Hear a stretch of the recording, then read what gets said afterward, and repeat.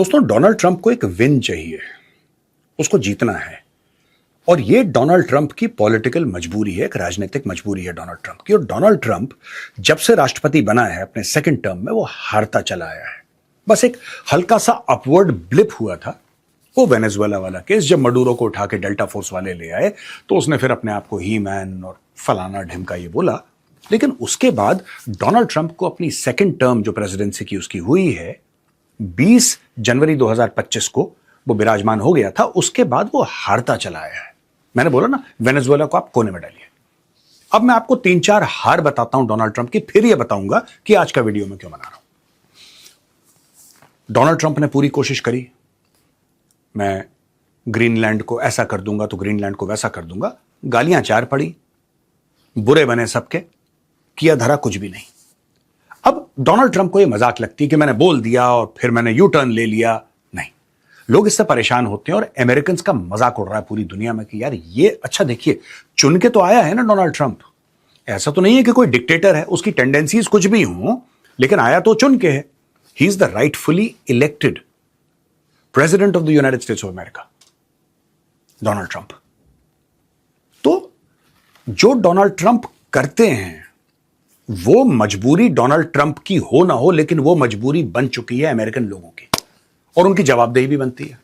एक तो मजबूरी है, अब ठीक है यार, डोनाल्ड ट्रंप की भी मजबूरी है। अभी क्या मजबूरियां हैं? तो जैसा मैंने बताया कि वेनेजुएला के बाद डोनाल्ड ट्रंप ने एक बार हम ग्रीनलैंड कर लेंगे, फिर ऐसा कर लेंगे, फिर इलाका अपने अंडर हम ले लेंगे, हमारी नेशनल सिक्योरिटी थ्रेट है, कख नहीं हुआ। तो लोगों ने बोला फेल हो गया। जो वोटर है वो तो समझता है फेल हो गया।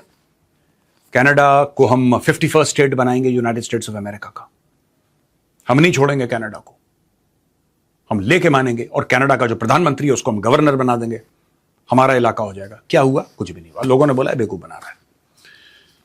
अच्छा, 2025 में ईरान के ऊपर जबरदस्त हमला किया, इजराइल ने भी किया और अमेरिका ने भी करा।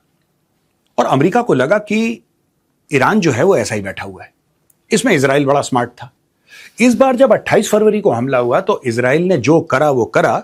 उसके बाद जब सीज फायर हुआ तो इजराइल ने बोला कि चलो हिजबुल्लाह को निपटाते हैं। वो लोग तो हिजबुल्लाह वाले रॉकेट मार रहे थे नॉर्थ इजराइल के ऊपर, हाइफा के ऊपर। तो इजराइल घुस गया। तो इजराइल ने बोला यार ये लड़ाई तुम लड़ो, हम तो इधर हैं। डोनाल्ड ट्रंप ने पीस वीस ये करेंगे वो करेंगे, फिर से बमबारी शुरू हो गई। फिर से ईरान ने शुरुआत करी और फिर से इन्होंने जवाब दिया।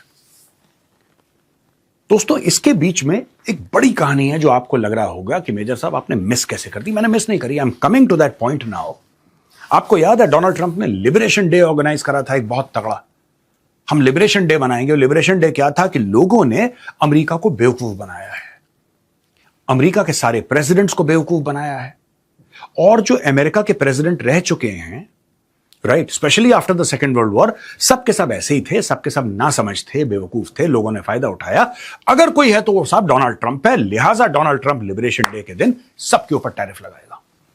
तो किसी के ऊपर 20%, किसी के ऊपर 30%, किसी के ऊपर 50% और फलाना ढिमका। डोनाल्ड ट्रंप ने अराजकता मचा दी, पूरी दुनिया के मार्केट हिल गए। और डोनाल्ड ट्रंप को लगा कि यार क्या बात है, उसको लगा मैंने तो हिला दिया दुनिया को, अब सब मेरे सामने सब आएंगे और सर झुकाएंगे और हाथ जोड़ेंगे। डोनाल्ड ट्रंप ने अपने लोगों को, अब क्या होता है कि जब when you elect a person ना, तो आपकी एक किस्म की लॉयल्टी बन जाती है।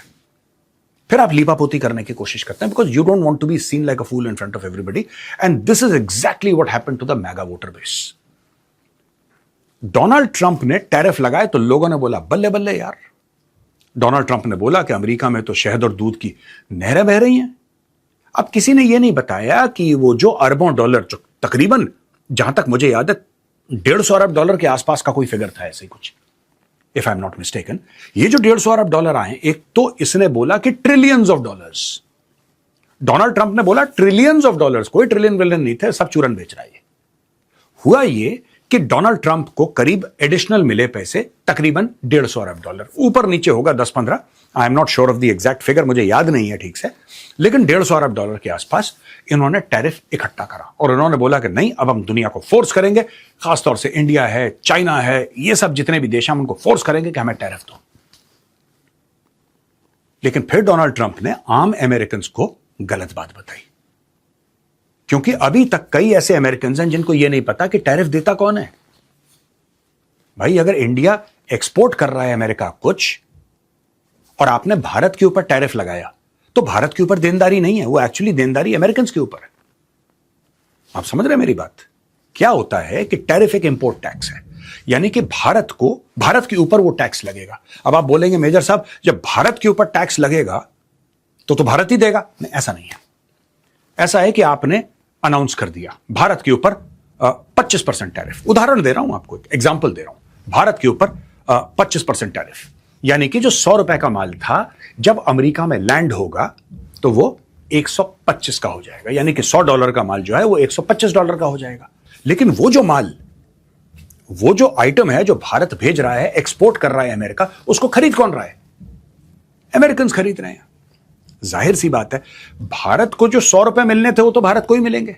भारत को कौन सा 125 मिलेंगे? भारत को तो 100 ही मिलेंगे जिसकी डील हुई थी कि साहब हम $100 में आपसे ये माल खरीदेंगे। इंडिया ने बोला ठीक है, या कोई इंडिया के बिजनेसमैन या फैक्ट्री ओनर ने बोला ठीक है, लो भाई हम भेज रहे हैं, भेज दिया। यहां तक क्लियर है। अब जो टैरिफ लगा 25%, तो वो 100 पे लगा तो 125 हो गया। ये 125 अमेरिकन दे रहा है और शुरू में ये 125 देगा जो कि इंपोर्टर है। अब जो इंपोर्टर अमेरिका में बैठा है वो तो अमेरिकन सिटीजन है, या वो अमेरिका के अंदर बैठ के धंधा कर रहा है ना, उसने तो इंपोर्ट किया है, भारत ने तो एक्सपोर्ट किया है, उसने इंपोर्ट किया है, यानी कि इंपोर्ट टैक्स उस पर पड़ता है जो कि इंपोर्ट करता है। तो अगर ये चीज $100 की है, ये अमेरिकन को $125 की मिलने लगी। अब आप ये बोलेंगे साहब कि अपने खुद के बंदों को सजा देने का क्या मतलब है? आपका तो मतलब ये था कि भारत को सजा दें या भारत के ऊपर टैरिफ लगाएं। भारत का नुकसान ऐसे होता है कि बाकी देशों के ऊपर, जिसके ऊपर 10% का टैरिफ है और यही माल वो बना रहे हैं, तो उसका जो ग्लास है, ये ग्लास पानी का है, वो देश बेचेगा $110 का क्योंकि उसके ऊपर 10% टैरिफ है, और हम बेच पाएंगे $125 का क्योंकि हमारे ऊपर 25% टैरिफ है।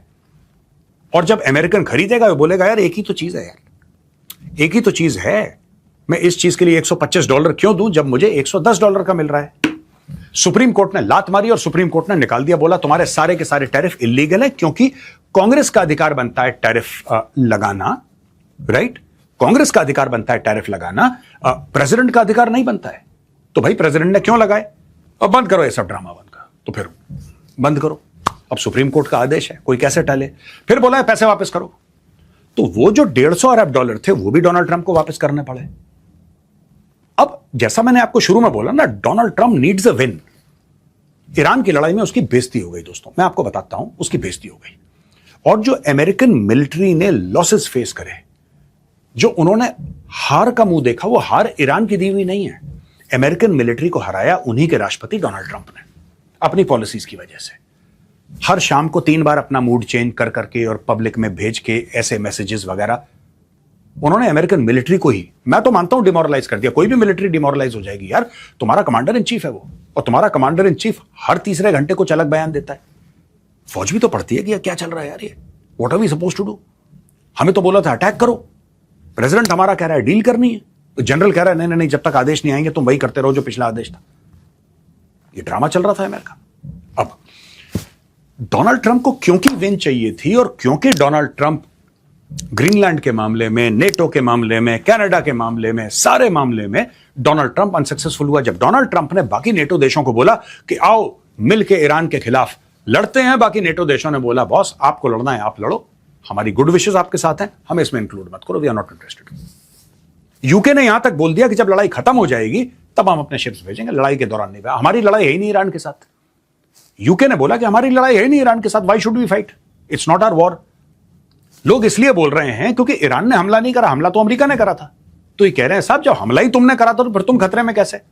हमलावर तो तुम हो, ईरान को ये हमला, अब ईरान हमला कर रहा है तो इनका गला सूख रहा है। अब मैं आपको बताता हूं, डोनाल्ड ट्रंप ने एक पुराना कोई निकाला कानून, और उसके तहत दुनिया पर 10% से लेकर 12.5% और टैरिफ निकाल दिए। जो मैंने शुरू में बोला था ना, जब मैं डेनमार्क और कनाडा ये सब समझा रहा था आपको, और ईरान वॉर, तब मैंने आपको बताया था कि डोनाल्ड ट्रंप को यह दिखना है कि यार मैं जीत गया हूं, किसी तरीके से एक बार मैं जीत गया, मैं जीत गया यार, ये दिखाना है, क्योंकि नवंबर में मिड टर्म इलेक्शंस हो रहे हैं अमेरिका में। अब इसने क्या क्या, ये मैं आपको समझाता हूं। अब दोस्तों, section 301 of the trade act 1974, उसके तहत डोनाल्ड ट्रंप ने 10 to 12% टैरिफ लगा दिया। अब ये क्या है?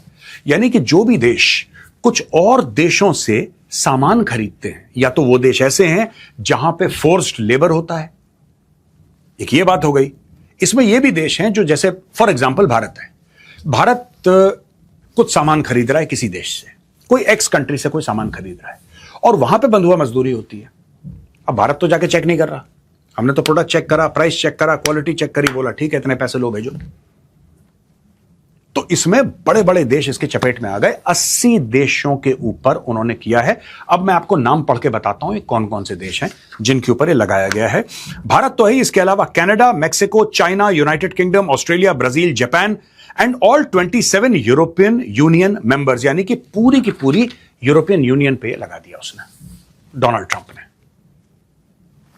अभी एक नई चीज उन्होंने खड़ी कर दी कि आप लोग ऐसा, अब यार अगर भारत फॉर एग्जांपल वही ग्लास को ले लो, माना कि भारत ये ग्लास इंपोर्ट कर रहा है और भारत को अच्छी क्वालिटी, अच्छा रेट किसी और देश से, वो एशिया में हो सकता है, यूरोप में हो सकता है, वो अफ्रीका में हो सकता है, वो साउथ अमेरिका में हो सकता है, नॉर्थ अमेरिका में, कहीं पे भी हो सकता है, भारत को जहां से अच्छा रेट मिला, भारत की एक कंपनी ने बोला कि साहब ये जो ग्लास है ये $100 का हम आपसे इंपोर्ट करेंगे पर ग्लास। उदाहरण दे रहा हूं आपको, हाइपोथेटिकली स्पीकिंग। अब उसकी फैक्ट्री कहां है आपने देख लिया, अब वो कहीं किसी शेड के अंदर बंधुआ मजदूरी, it's very difficult to find out, बहुत मुश्किल है। और ये डोनाल्ड ट्रंप का एक बहाना है दोस्तों, डोनाल्ड ट्रंप का एक बहाना है क्योंकि उसको विन दिखानी है और इसका कोई कारण नहीं है। He needs to be seen as a strong president. और ये जो उसने लगवाए हैं, ये अभी टैरिफ लगाए हैं 10% से लेकर 12.5%, इसका लॉजिक मैं आपको समझाता हूं। इसका लॉजिक ये है कि डोनाल्ड ट्रंप को पता लग गया है कि ये जो ईरान की लड़ाई है अब कुछ दिन और चलेगी, ये अभी कल परसों खत्म नहीं होने वाली, ये कुछ समय तक चलेगी, फिर खत्म होगी, फिर चलेगी, फिर खत्म होगी। लेकिन डोनाल्ड ट्रंप को लग रहा है कि जो नवंबर वाला मामला है, नवंबर में मिड टर्म इलेक्शन है, वो खतरे में है। और अगर डोनाल्ड ट्रंप वो इलेक्शन हार गया दोस्तों, फिर मैं बता रहा हूं इसकी ऐसी परेड होगी, ऐसी परेड होगी, डेमोक्रेट्स और कुछ तो रिपब्लिकन्स भी इसके खिलाफ हो गए हैं। तो आज की तारीख में सब लोग कह रहे हैं कि नवंबर में क्या होगा अमेरिका में। Donald Trump needs a win very desperately. Donald Trump दो काम करेगा, तो इसने टैरिफ लगा दिए, और अगर ईरान से ये बच निकलता है ठीक ठाक और कोई लंबी डील हो जाती है, ये क्यूबा के ऊपर चढ़ दौड़ेगा। मैं आपको बता रहा हूं आज, ये वीडियो सेव कर लीजिए, ये क्यूबा के ऊपर चढ़ दौड़ेगा क्योंकि इसको पता है कि वो लो हैंगिंग फ्रूट है। Cuba is a low hanging, Cuba के पास वो कैपेसिटी नहीं है, वो कैपेबिलिटी नहीं है, उसको पूरा रोक के और सब कुछ करके उनको फ्यूल खत्म कर दिया, वहां पे तेल नहीं है, वहां पे बिजली नहीं है, बहुत बुरा हाल है, उसका पूरा ब्लॉकेड कर रखा है यूएस नेवी ने। तो जिस दिन इसका मूड होगा वहां से फ्री है, वहां से मरीन्स को भेजेगा कि चलो टेक ओवर क्यूबा, और क्यूबा के साथ वही हाल करेगा जो उसने वेनेजुएला के साथ करा है। हाँ, क्यूबा में थोड़ा सा रेजिस्टेंस ज्यादा हो जाएगा, but it's still a low hanging fruit. Iran वैसा था, ईरान तो इसकी गले की हड्डी बन गई, ईरान इसकी गले की हड्डी बन गई। मैं आपको बता रहा हूं, everything revolves around mid term elections in November.